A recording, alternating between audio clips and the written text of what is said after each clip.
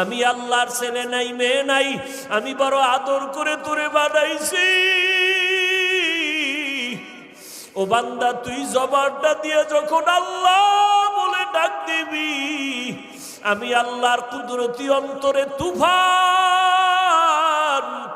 মায়ার রহমতের ঢেউ, আমি আল্লাহ রহমতের দরজা খুলে দেই আর বলি, বান্দা তুই যা দরকার চা, আমি এখন তোর জন্য সব বরাদ্দ দিয়ে দিব।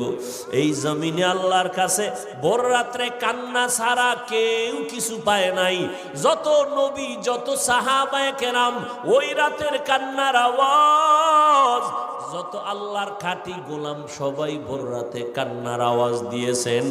আর একটা দোয়া কবুলের সময়, রোজাদার যখনই দোয়া করবে তখনই কবুল হবে।